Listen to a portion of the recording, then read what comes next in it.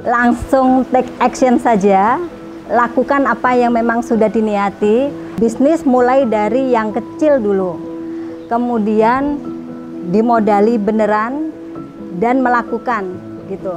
Kalau perlu belajar dari orang yang sudah sukses.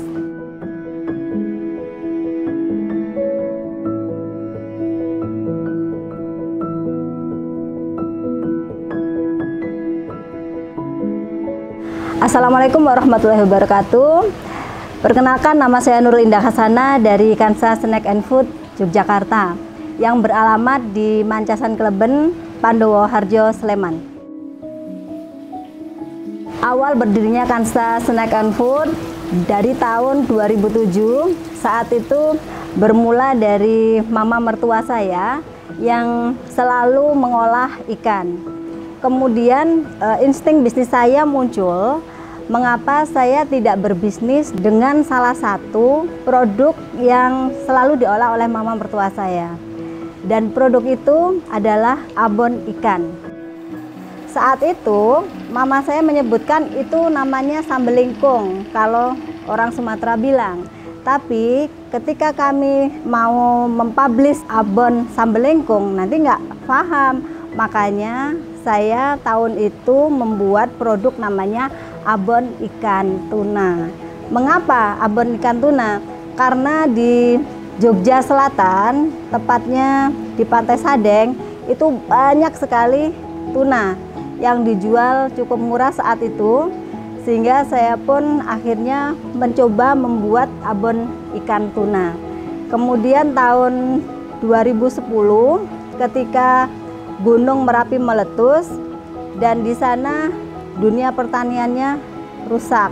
Kemudian Dinas Perikanan datang memberikan bantuan berupa bioflok, yaitu kolam-kolam buatan yang diberi bantuan bibit ikan lele. 4 sampai 6 bulan ke depan pastinya akan panen. Nah, ketika panen berlimpah, harga akan murah. Supaya menekan harga jangan sampai ikan lele murah, maka ikan lele ini akan diolah menjadi sesuatu, menjadi produk dengan nilai jual yang bisa mengangkat pendapatan dari para pengungsi. Begitu.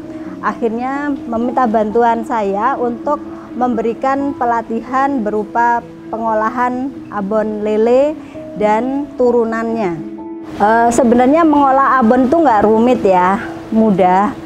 Hanya dibutuhkan trik-trik khusus supaya abon ini terlihat kering, teksturnya bagus gitu ya.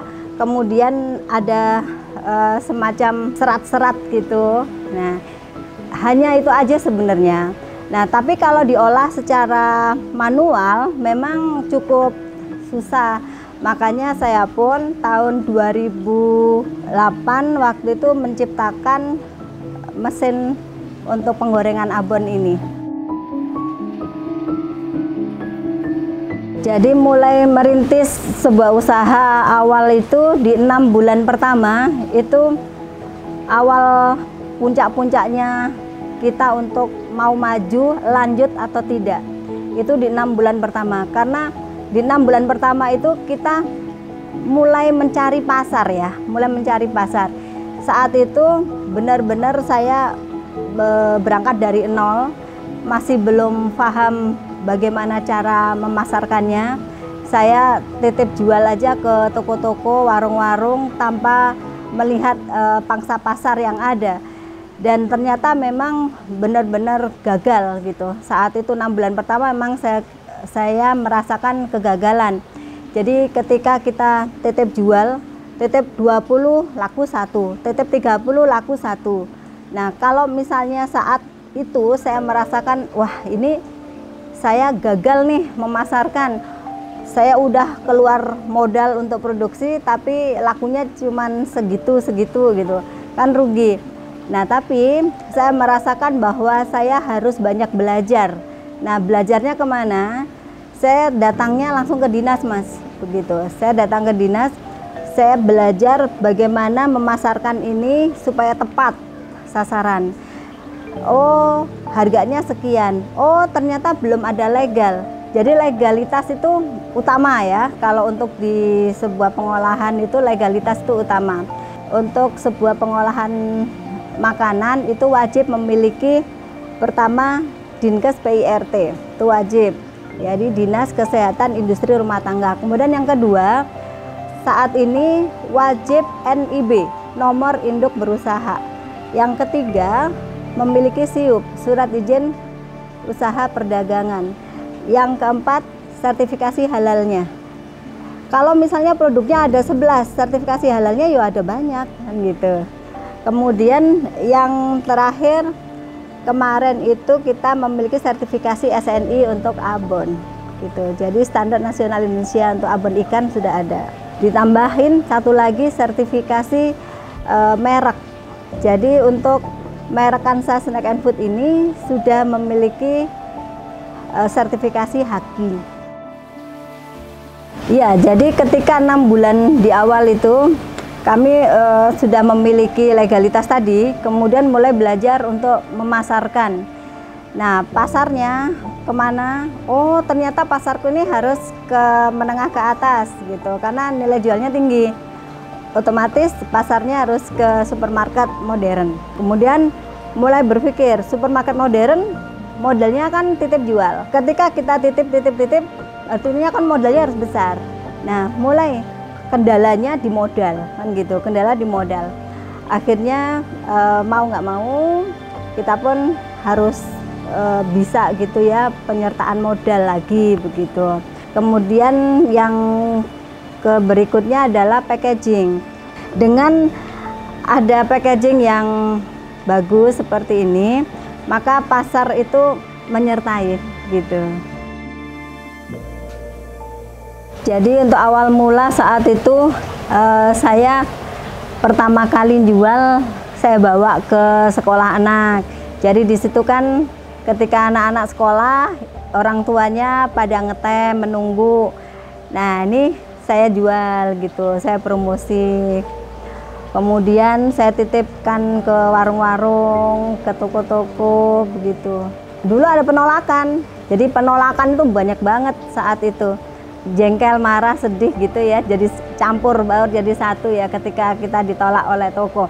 Apalagi yang menolak itu sebenarnya bukan ownernya toko itu gitu. Yang menolak adalah karyawan toko, yang notabene dia juga tidak paham. Yang ketika dipajang, yang beli itu kan orang lain ya, bukan karyawan itu gitu.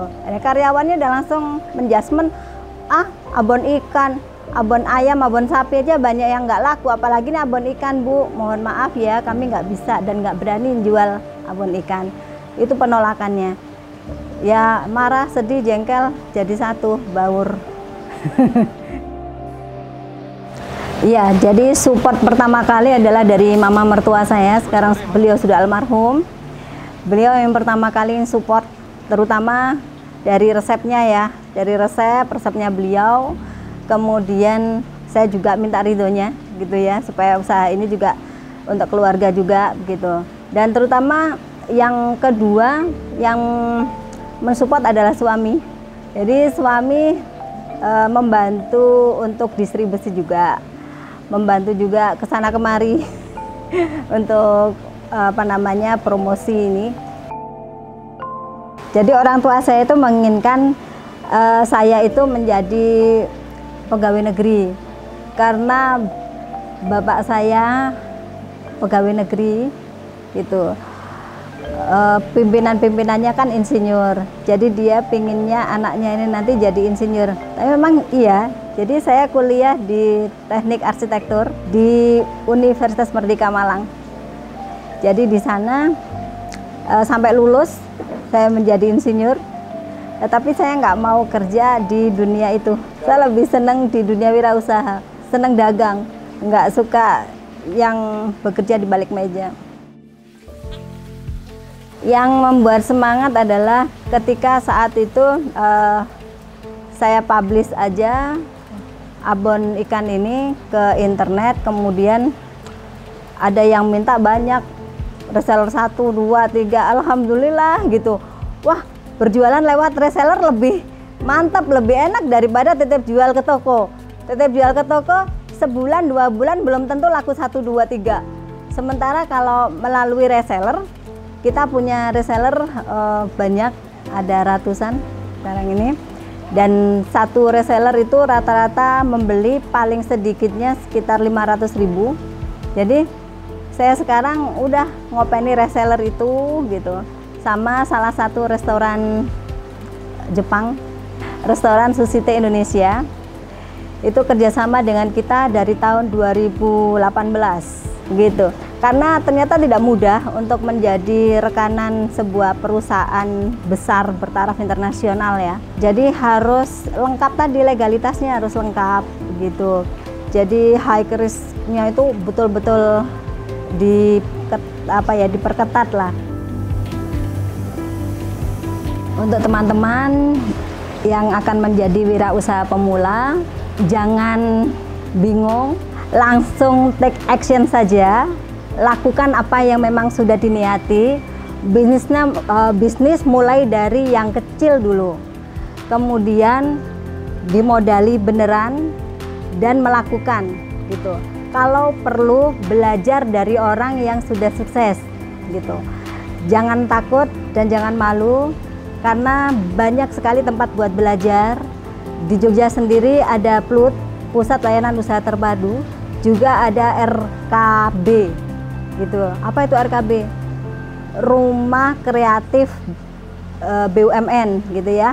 Untuk di 4 kabupaten dan kota ada. Jadi silakan temuin di sana.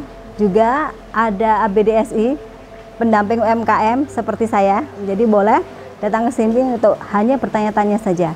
Gitu, yang jelas jangan hanya bermimpi tapi take action.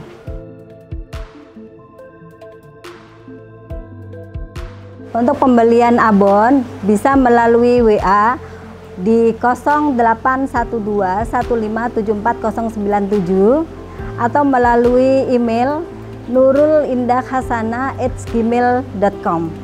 Juga kami punya web www.kansafood.com. Terima kasih Puncak Media. Mari wirausaha, ciptakan peluang usahamu sendiri.